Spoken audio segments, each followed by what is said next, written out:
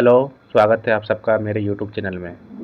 आज मैं 71st BPSC का अपना अन्य वैल्यूएटेड कॉपी आप लोगों के साथ शेयर करना चाहता हूं कि मैंने कैसे आंसर को लिखा है। तो शुरू करते हैं।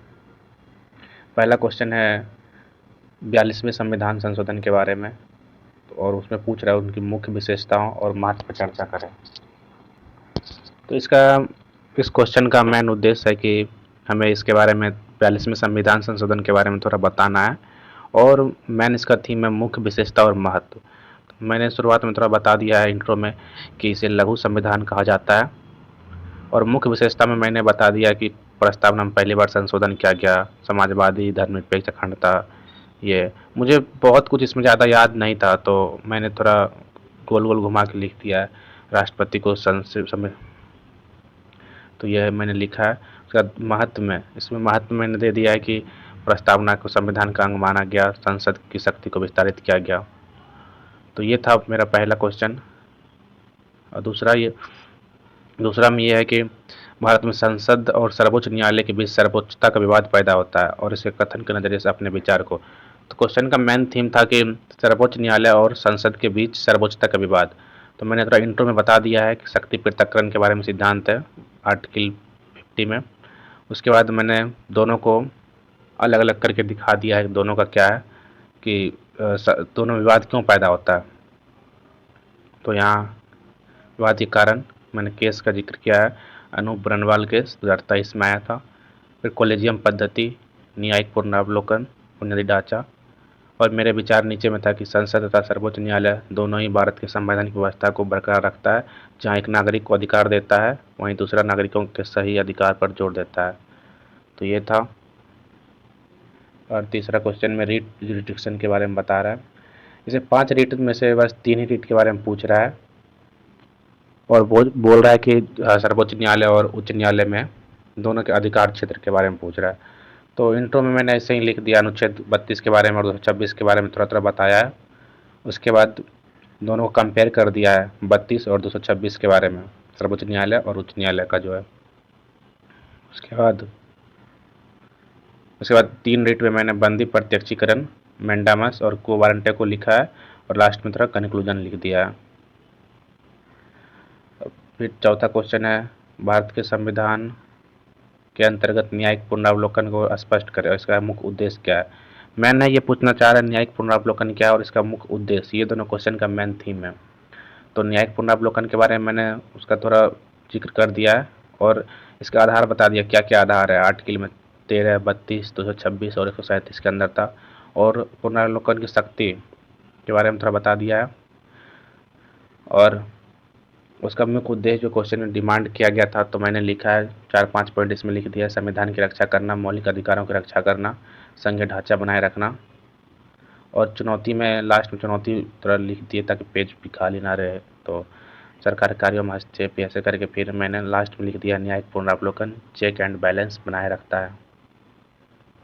फिर अगला क्वेश्चन है भारत के वित्त आयोग की मुख्य भूमिका क्या है, संविधान के किस अनुच्छेद में इसकी शुरुआत की गई है।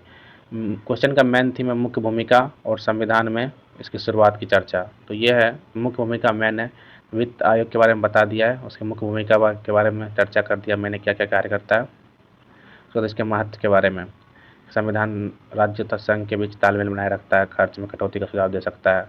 और लास्ट में इसके अनुच्छेद के बारे में लिख दिया है, किसके तहत नियुक्ति की प्रक्रिया होती है। ऐसे करके मैंने क्वेश्चन को ख़त्म कर दिया है।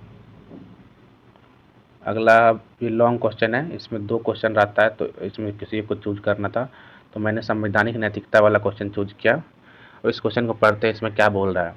संवैधानिक नैतिकता एक स्वाभाविक प्रवृत्ति नहीं है, इसको विस्तारित करने की जरूरत है। इस कथन के आलोक में संवैधानिक नैतिकता की आलोचनात्मक व्याख्या कीजिए जो भारत के सर्वोच्च न्यायालय के द्वारा स्थापित किया गया है। इसमें क्वेश्चन का 2 पार्ट है। एक तो है कि स्वाभाविक प्रवृत्ति नहीं है, मतलब ये कैसे डेवलप हुआ है इसको बताना है। दूसरा, इसको विकसित करने की ज़रूरत है, तो क्यों करना है। और तीसरा पूछ रहा है हमको आलोचनात्मक व्याख्या, यानी इसका पॉजिटिव नेगेटिव दोनों बताना है। तो मैंने इंट्रो से स्टार्ट किया, तो यहाँ इसका इंट्रो लिख दिया है सब। तो उसके बाद फिर संवैधानिक नैतिकता, इसमें दिखाना है कि ये नेचुरल नहीं है, मतलब नेचुरल नहीं है तो संविधान में था नहीं तो कैसे आया है। तो मैंने बताया है संवैधानिक नैतिकता कैसे आया है।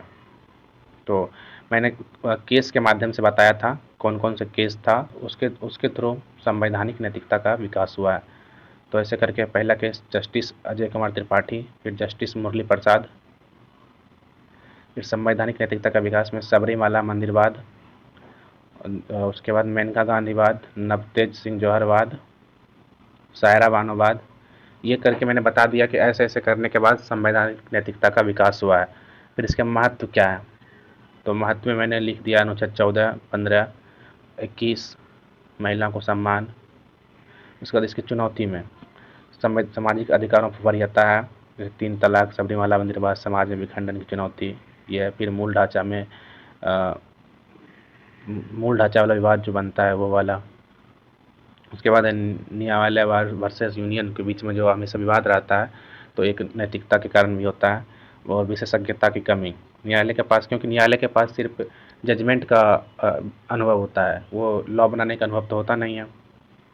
इससे इसके कारण कानून में अस्पष्टता आती है, क्योंकि जब भी चाहे कोई भी डिसीजन दे सकता है सुप्रीम कोर्ट या हाई कोर्ट, उनका कोई फिक्स रूल नहीं है। उसके बाद मैंने कंक्लूजन में लिखा है, संवैधानिक नैतिकता समाजों पर वरीयता को महत्व देता है, पर हमें ध्यान में रखने की ज़रूरत है कि सामाजिक नैतिकता एवं संवैधानिक नैतिकता में सामंजस्य बना रहे, तब जाकर सही मायने में भारत में लोकतंत्र सफल हो सकेगा। उसके बाद अगला क्वेश्चन था एक संविधान संशोधन के बारे में, और दूसरा था संघवाद के अस्थायित्व और कार्यप्रणाली पर। तो मैंने अनुच्छेद 368 वाला नहीं चूज करके दूसरा चूज किया है, संघवाद के अस्थायित्व और कार्यप्रणाली पर बहुलवादी राजनीतिक दलों के प्रभाव का आलोचनात्मक विश्लेषण कीजिए। मिलीजुली सरकार या गठबंधन ने सहकारी संघवाद या प्रतिष्ठात्मक संघवाद को मजबूत या कमजोर किया, व्याख्या कीजिए। क्वेश्चन में 2 पार्ट है, एक तो बहुलवादी राजनीति के बारे में पूछ रहा है, दूसरा पूछ रहा है गठबंधन की सरकार ने संघवाद को कैसे मजबूत या क्या किया है, तो उसके बारे में लिखना था। तो इस क्वेश्चन का 2 पार्ट है, तो मैंने इंट्रो में लिखा है। उसके बाद फिर मैंने शुरुआत किया कि बहुलवादी राजनीतिक दल पहले आया कैसे, तो उसका मैंने एक क्रम दिखा दिया है कैसे कैसे आया है। फिर मंडल आयोग, उसके बाद अंतर्दलीय विभाजन, ऐसे करके। उसके बाद संघवाद में बहुलवादी पार्टी का क्या महत्व है पूछा गया था, तो वो लिख दिया। फिर संघवाद में चुनौती क्या है, तो वो फिर गठबंधन की सरकार दूसरा पार्ट ये था, तो उसके बारे में लिखना था, तो गठबंधन के क्या क्या चरण है। और लास्ट में गठबंधन के बारे में पूछा था कि संघवाद पे कैसे असर करता है, यानी क्या फ़ायदा है, तो क्षेत्रीय दलों को नीति निर्माण में सही बताता है, त्वरित नीति निर्माण से छुटकारा। उसका चुनौती, ये कैसे संघवाद को चुनौती के रूप में पेश करता है, तो विदेश नीति कमज़ोर होता है, स्थायी सरकार में चुनौती, दीर्घ नीति का अभाव, यही है। फिर कंक्लूजन। अब सेक्शन 2, इसमें कि ज्योग्राफी और इकोनॉमिक्स रहता है मुख्यतः। तो पहला क्वेश्चन है, खाद्य प्रसंस्करण उद्योग के सामने आने वाली प्रमुख चुनौती पर चर्चा कीजिए और सुधार के लिए सरकार के पहल। इस क्वेश्चन को 2 पार्ट में लिख सकते हैं, जैसे कि चुनौती है, दूसरा है कि सरकार के द्वारा क्या पहल। तो इसको इंट्रो को मैंने शुरुआत किया खाद्य प्रसंस्करण उद्योग के बारे में लिख के। उसके बाद बता दिए कि क्या क्या है खाद्य प्रसंस्करण उद्योग के तहत, क्या क्या आता है। फिर मैंने इसकी चुनौती को बताया, जो क्वेश्चन का डिमांड था कि क्या क्या है इसके अंदर चुनौती। फिर सरकार द्वारा पहल, सरकार एक तरफ भारत सरकार, दूसरी तरफ बिहार सरकार। दूसरा क्वेश्चन है जूट के बारे में पूछ रहा है कि जूट की खेती के लिए अनुकूल परिस्थितियों का वर्णन कीजिए और इसकी अत्यधिक मांग क्यों है। तो जूट के बारे में थोड़ा इंट्रो लिख के फिर मैंने थोड़ा दिखा दिया कि जूट कहाँ होता है, बिहार और बंगाल में। और फिर उसके बाद जूट के उत्पादन की परिस्थिति क्या है, मृदा में दलदली मृदा, वर्षा, सस्ता श्रम, जलवायु कैसा होना चाहिए, टेम्परेचर, सिंचाई का साधन, फिर इसका मांग क्यों है, सरकार के प्रयास क्या है। फिर इसी नंबर में है कि आत्मनिर्भर भारत और विकसित भारत के लक्ष्य को प्राप्त करने में प्राकृतिक संसाधन प्रबंधन, समावेशी विकास और ई प्रौद्योगिकी की भूमिका। तो मुख्य रूप से है कि इस क्वेश्चन को 3 पार्ट में लिखना था, प्राकृतिक संसाधन प्रबंधन कैसे करें, समावेशी विकास और ई प्रौद्योगिकी की भूमिका क्या है, जिससे आत्मनिर्भर भारत और विकसित भारत के लक्ष्य को प्राप्त कर सके। तो इंट्रो में दे दिया कि 2047 का लक्ष्य आत्मनिर्भर भारत से होकर गुजरता है, जिसके लिए समावेशी विकास महत्वपूर्ण है। तो विकसित भारत में क्या क्या होना चाहिए, मैंने ये थोड़ा बता दिया है। प्राकृतिक संसाधन प्रबंधन कैसे करेंगे, मृदा अपरदन पर रोक, मृदा संसाधन पर निवेश, उसके बाद वायु गुणवत्ता में सुधार। फिर समावेशी विकास की भूमिका, महिलाओं के कार्यबल में भागीदारी होगी तो समावेशी विकास होगा। हाशिए पर पड़े समुदाय का विकास, उच्च गुणवत्ता के श्रम। उसके बाद ई प्रौद्योगिकी की भूमिका, उसमें बायोटेक, नैनोटेक, एआई, क्वांटम तकनीक, इसको मैंने बताया है। फिर डी नंबर है उदाहरण सहित भारत में भूतापीय ऊर्जा के पर्यावरणीय और सामाजिक लाभों का। मुख्य रूप से भूतापीय ऊर्जा के बारे में बताना है और पर्यावरण और सामाजिक लाभ के बारे में बताना है। तो मैंने इंट्रो के बाद फिर यहाँ मैप बना के दिखा दिया कि कहाँ कहाँ भूतापीय ऊर्जा का स्रोत है। उसके बाद फिर पर्यावरण इसका क्या क्या हो सकता है, प्रदूषण कम होगा, इससे वनों की कम कटाई होगा, CO2 उत्सर्जन में कमी। फिर सामाजिक लाभ क्या क्या हो सकता है, उसके बाद फिर लास्ट में कंक्लूजन लिख के ख़त्म। अगला क्वेश्चन है दक्षिणी बिहार।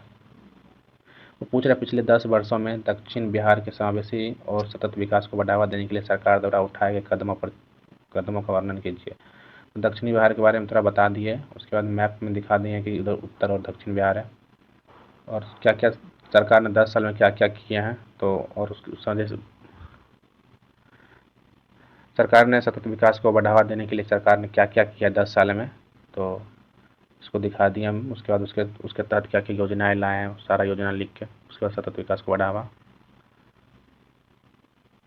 मुख्यतः क्वेश्चन के साथ थोड़ा योजना वगैरह स्कीम लिखने से थोड़ा क्वेश्चन में वेटेज आ जाता है, तो वही लिखा है मैंने। अब यहाँ 2 क्वेश्चन था, एक तो था खाद्य सुरक्षा के घटक और घरेलू मांग के लिए हाइड्रोपोनिक। तो ये मुझे पता नहीं था हाइड्रोपोनिक के बारे में, एग्जाम्पल इतना नहीं याद था, तो मैंने रेलवे की भूमिका पर चर्चा के लिए मैंने लिखा है उस पर। तो ये है इंट्रो के बाद फिर मैंने थोड़ा बता दिया कि उत्तर पूर्वी भारत में कौन कौन आता है और उसके बाद उत्तर पूर्वी भारत में क्या क्या संसाधन है उसको बताते हुए फिर भौगोलिक चुनौती क्या है रेलवे के विकास में, तो ये बता दिया है। फिर राजनीतिक चुनौती, सरकार की नीति क्या होना चाहिए, लॉजिस्टिक नीति, बस यही था। ये लिख के फिर कंक्लूजन लिख के ख़त्म। अब ये इसमें था 2 क्वेश्चन था, तो मैंने ये चौथी औद्योगिक क्रांति के बारे में लिखा है, तो उसके बारे में चौथी औद्योगिक क्रांति क्या क्या है वो थोड़ा बता के फिर इसके क्या लाभ है, तो थोड़ा लाभ दिखा दिए हैं। पर्यटन उद्योग में लाभ क्या सकता है, मत्स्य उद्योग में लाभ, जलीय उद्योग, ऑटोमोबाइल उद्योग और अंतरिक्ष उद्योग, मतलब सारे औद्योगिक क्षेत्र को दिखाते हुए इसके अब उसके बाद लास्ट में इसमें जोखिम क्या हो सकता है, रोजगार जाने का खतरा, डेटा सुरक्षा, निवेश की चुनौती, तकनीकी चुनौती। फिर पर्यावरण में क्या हो सकता है, CO2 उत्पादन में वृद्धि, जलीय प्रदूषण हो सकता है, जैव विविधता का ह्रास हो सकता है। फिर सामाजिक नैतिक चुनौतियाँ क्या हो सकता है, तो आय में असमानता हो सकता है, गरीबी में वृद्धि, बेरोजगारी की समस्या। उसके बाद फिर कंक्लूजन लिख के आंसर को ख़त्म कर दिया। फिर अब तीसरा आता है साइंस एंड टेक। इसमें पूछ रहा था कि भारत में प्रौद्योगिकी के स्वदेशीकरण की प्रक्रिया में जय अनुसंधान, जय अनुप्रयोग के दर्शन की क्या भूमिका रही है। तो मुख्य रूप से पूछना चाह रहा है जय अनुसंधान और जय अनुप्रयोग के दर्शन में। और उसके बाद पूछा दूसरा पार्ट है कृत्रिम बुद्धिमत्ता एवं रोबोटिक्स के क्षेत्र में भारत की वर्तमान तकनीकी स्वावलंबन की स्थिति को आलोचनात्मक विश्लेषण प्रस्तुत करें। तो इंट्रो लिखा, फिर उसके बाद जय अनुसंधान जय अनुप्रयोग क्या है इसको थोड़ा बताना था, तो यहाँ लिखे हैं। उसके बाद कृत्रिम बुद्धिमत्ता क्षेत्र में भारत कहाँ कहाँ है, तो सर्वमेवाई बनाया था, मानव विजन है, स्वदेशी स्वदेशी लार्ज लैंग्वेज मॉडल का विकास, ई चौपाल। तो भारत में तकनीकी क्षेत्र को बढ़ावा देने के लिए बढ़ावा देगा तो GDP इंक्रीज होगा। फिर रोबोटिक्स क्षेत्र में भारत क्या क्या है, पिक टू प्लेस रोबोट था एक, तो ये बता दिया है। और चुनौती में रोबोट डॉग पर विवाद हुआ था, पायरेसी का खतरा। इसमें थोड़ा मैं और लिख सकता था स्वदेशी में क्या क्या एग्जाम्पल है, तो वही उसमें उस टाइम याद नहीं था तो ज़्यादा नहीं लिख पाया हूँ, ठीक है, टाइम भी कम था। दूसरा स्टेम शिक्षा के बारे में बताना था कि यह कैसे असमानताओं को दूर करता है कि और यह किस सीमा तक सफल रहा है, और डिजिटल डिवाइड एवं शिक्षा की क्षमताओं की बाधाओं पर चर्चा करें। इसमें क्वेश्चन इस बार थोड़ा लंबा लंबा दे दिया, 2-3 पार्ट करके, तो टाइम का क्रंच आ रहा था, अष्टम शिक्षा के बारे में लिख के उसको बताना था क्या था। फिर शैक्षणिक असमानता को दूर कैसे कर सकता है ये वो लिखा है। उसके बाद फिर गुणवत्ता शिक्षा में डिजिटल डिवाइड बाधा के रूप में कैसे है, तो क्या क्या लोगों के पास जानकारी कम है, 5G स्पीड जैसे और इंटरनेट की कमी है, शिक्षक क्षमता में बाधा कैसे आता है, क्योंकि शिक्षक बहुत ऐसे शिक्षक है जिसके पता ही नहीं है टेक्नोलॉजी के बारे में। तो यही सब था। अब अगला क्वेश्चन है नैनो तकनीक के बारे में पूछ रहा है। प्रदूषण तथा पर्यावरण क्षरण से निपटने में नैनो प्रौद्योगिकी को पर्यावरण निगरानी प्रणालियों के साथ जोड़ने से किस प्रकार सार्थक समाधान प्राप्त हो सकते हैं। नैनो मुख्य रूप से नैनो तकनीक के बारे में लिखना था और प्रदूषण तथा पर्यावरण क्षरण से निपटने के क्या उपाय नैनो तकनीकी में, तो वही था। औद्योगिक क्षेत्र में प्रदूषण से निपटान कैसे कर सकते हैं, नैनो प्लांट बना सकते हैं, फोल्डेबल डिवाइस का विकास, 3D प्रिंटिंग का विकास। पर्यावरण क्षरण से निपटान, nano solar cell, nano graphene battery, titanium oxide, carbon dots, ये सब। उसके बाद फिर पूछ रहा है कि आपदा प्रबंधन में सुदूर संवेदन उपग्रह यानी रिमोट सेंसर सैटेलाइट, और उसके बाद फिर आगे पूछ रहा है आपदा जोखिम न्यूनीकरण के सिद्धांत को किस प्रकार पुनर्वासित किया गया और नेत्रा प्रोजेक्ट क्या है। तो मैंने सुदूर संवेदन उपग्रह के बारे में थोड़ा बताया है और ये आपदा जोखिम न्यूनीकरण में कैसे भूमिका निभाता है कि रोड पर लाइट प्रबंधन कर सकते हैं, बाढ़ प्रभावित क्षेत्र का प्रबंधन, पानी में जल स्तर की वृद्धि की निगरानी किया जा सकता है, तूफान चक्रवात की निगरानी। तो ये था नेत्रा प्रोजेक्ट। मुझे नेत्रा के बारे में सही से उतना जानकारी नहीं था तो मैंने थोड़ा बहुत लिख दिया है, बताने में कितना मार्क्स आता है। अगला है भारतीय अंतरिक्ष सूचना प्रौद्योगिकी तथा रक्षा प्रौद्योगिकी के उच्च स्तरों के स्वदेशीकरण को भारत की दीर्घकालिक सामरिक स्वायत्तता का आधार माना जाता है। उल्लेखनीय राष्ट्रीय प्रगति के बावजूद पूर्ण स्वदेशीकरण में बाधा उत्पन्न करने वाले प्रमुख संस्थागत वित्तीय तथा तकनीकी अवरोधों की उपेक्षा कीजिए। मुख्य रूप से अंतरिक्ष सूचना प्रौद्योगिकी और रक्षा प्रौद्योगिकी के बारे में स्वदेशीकरण कैसे कैसे हम लोग जैसे इसरो हो गया, डिफेंस टेक्नोलॉजी हो गया, इंफॉर्मेशन टेक्नोलॉजी में कैसे हम लोग स्वदेशी रूप अपना रहे हैं उसको बताना है, और यह कैसे भारत के लिए अच्छे से काम कर सकता है, तो उसी के बारे में तो दिखाना। अंतरिक्ष प्रौद्योगिकी में कैसे कैसे जैसे चंद्रयान मंगलयान था, अंतरिक्ष स्पेस स्टेशन बनाएंगे 2035 तक, ये स्वदेशी ही है। रक्षा में मिसाइल में क्या बैलिस्टिक मिसाइल है, ब्रह्मोस मिसाइल, डिफेंस सिस्टम में प्रद्युम्न हम लोग का अपना है, आकाश अपना है। स्वदेशीकरण में क्या बाधा है, निवेश में कमी है, तकनीकी कमी है। वित्तीय में क्या बाधा है, जीडीपी में कम निवेश करते हैं हम लोग, बहुत ही कम, बाहरी निवेश बहुत कम आता है। और सबसे बड़ा इशू क्या है कि प्राइवेट संस्थान को हम लोग अलाउ बहुत कम किए हैं, तो वो भी एक इशू है। तकनीकी अवरोध है, रिसर्च में दिक्कत है, कौशल विकास की कमी है, यही था। और इसमें भी एक्स्ट्रा क्वेश्चन था एक ऐप नंबर का, संचार नेटवर्कों के माध्यम से आंतरिक सुरक्षा को उत्पन्न चुनौतियों से सोशल नेटवर्किंग साइट एवं बल गुना मुख्य रूप से पूछ रहा है कि सोशल नेटवर्क साइट जो है वो बल गुना के रूप में कैसे कार्य कर सकता है, फोर्स को मल्टीप्लाई कर सकता है, यानी काम को आसान कर सकता है, उसके बारे में बताना था। और ये आंतरिक सुरक्षा बनाम नागरिक स्वतंत्रता के द्वंद्व का विश्लेषण करते हुए इसकी न्यायिक एवं तकनीकी निहितार्थ बताइए। तो वही लिखना था, बल गुणक के रूप में कार्य कैसे करेगा, आंतरिक सुरक्षा की चिंता, न्यायिक स्वतंत्रता, द्वंद्व, न्यायिक निहितार्थ, तकनीकी निहितार्थ, ऐसे करके था। और लास्ट क्वेश्चन था, लॉन्ग क्वेश्चन इसमें एक रहता है, तो न्यू इंडियन स्पेस पॉलिसी 2023 को लिखना था। तो यही है, राष्ट्रीय सुरक्षा में क्या इसका योगदान है, आपदा प्रतिक्रिया में कैसे काम करता है, सीमा प्रबंधन, ड्रोन स्वार्म प्रौद्योगिकी क्या है, जीएसएलवी कार्यक्रम, उसके बाद फिर भविष्य के क्या क्या मिशन है। तो यही था मेरा GS2 का कॉपी, देखते हैं कितना मार्क्स आता है।